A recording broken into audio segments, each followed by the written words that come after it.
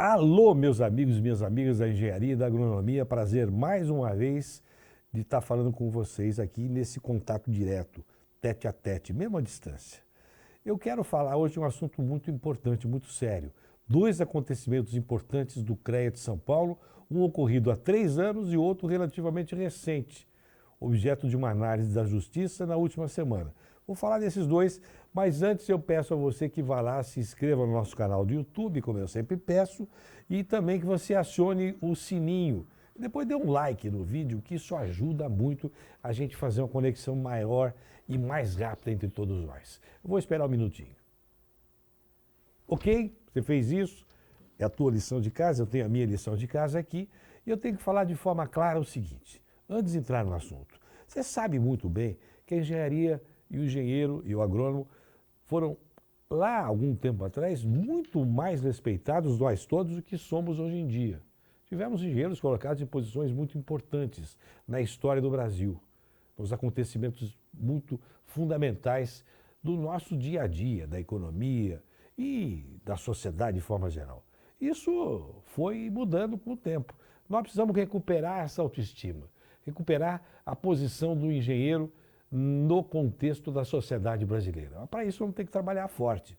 E é fazendo o oposto do que eu vou dizer aqui. O que eu estou dizendo para você aconteceu no CREA. Olha só, dois acontecimentos que eu disse que eu vou sublinhar aqui.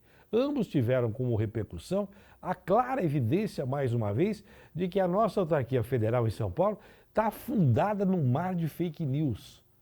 E muito provavelmente há fatos mais sombrios nessas profundezas.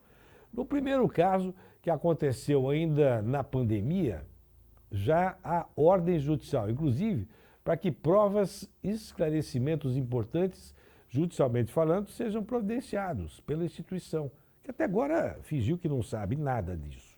Em 2020, na conturbada eleição que reconduziu as atuais pessoas que estão lá dirigindo, se é que a gente pode chamar de dirigentes do CREA de São Paulo, esse grupo que está ali, há mais um mandato naquela época. Nossa candidatura de oposição, naquele momento, questionava a comissão eleitoral sobre uma série de urnas que teriam sido indevidamente anuladas, canceladas durante a apuração. Segundo estimativas de nossa equipe de campanha, dos fiscais que nos acompanharam, os milhares de votos dessas urnas poderiam mudar o rumo das eleições para a presidência do CREA de São Paulo naquela época.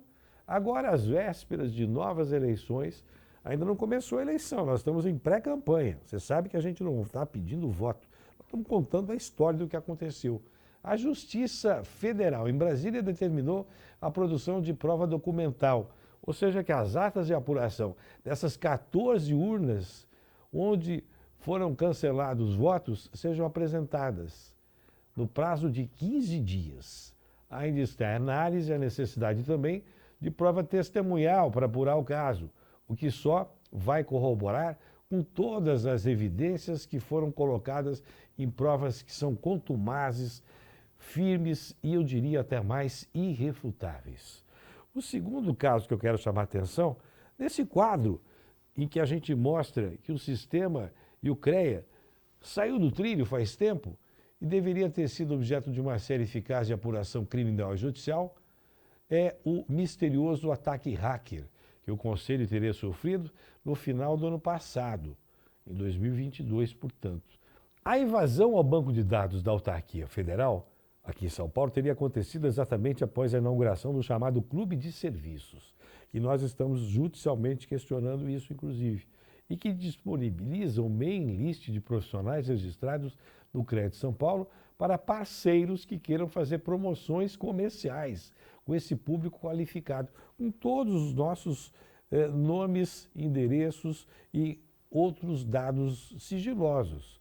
O problema é que até hoje não foi divulgada a origem desse ataque, nem mesmo o tamanho do vazamento e nem tampouco a apuração da ilegalidade, que deveria ter sido processada imediatamente, tanto em contingência direta pela autarquia, quanto também pelas autoridades constituídas, levantando a suspeita, com tudo isso que não foi feito, de que uma falha possa estar ligada, não apenas coincidentemente, ao tal do clube de serviços. E como se tudo isso não bastasse, esse volume de informações de inconsistências e de falta de transparência por parte do CREA, vejam só, o sistema, através da Autarquia Federal de São Paulo, declarou que não houve invasão do seu banco de dados. E depois, num outro momento, negou o tal vazamento.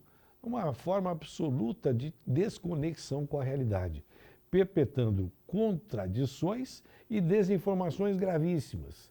E ainda há um risco extremamente grave à soberania da engenharia e ao patrimônio imaterial de todos nós, com riscos materiais inclusive. Em um ano de eleição do sistema Confia, CREAS e Mútua, eleição direta. O direito ao voto, você sabe, pode ser considerado a maior conquista democrática ao longo da nossa história, e isso é mundial, inclusive. Ato pelo qual cada cidadão tem o poder de exercer diretamente a soberania das decisões mais importantes. Isso, meus amigos, não podia ser diferente para nós, engenheiros, engenheiras, agrônomos e agrônomas. Nós exercemos nosso direito e dever de, em nossas mãos, termos a chance ímpar de agir de forma absolutamente participativa e consistente na busca de melhorias para o sistema. Porque do jeito que está, não dá. Ou você acha que isso dá? Eu até paro um pouco para você pensar. Dá para aceitar as coisas desse jeito? É claro que não. O exercício do direito de voto não pode ser tratado de forma irresponsável e leviana por parte de administrador público, onde quer que eles estejam, e que tem o dever de promover a máxima segurança, no caso nosso, cibernética aos sistemas eleitorais. As eleições que neste ano serão pela internet certamente irão potencializar o acesso aos eleitores. Vai ter muito mais gente votando. Esse é o desespero de alguns, hein? Contanto, é absolutamente necessário que seja estabelecido um sistema eleitoral digital seguro, atendendo aos protocolos mais severos de segurança cibernética, aprovados no mundo inteiro, e de forma, como eu sempre digo, transparente, para que cada eleitor possa estabelecer a devida avaliação sobre a eficiência do sistema. Afinal, não é engenharia a ciência detentora da expertise computacional? Eu vou dividir esse vídeo em duas partes. A primeira parte você ouviu. Agora eu vou pedir que você acompanhe a segunda parte, porque o assunto é grave, é sério, e a nossa engenharia precisa tomar conhecimento de tudo isso. Espero você de novo daqui a pouquinho. Até já.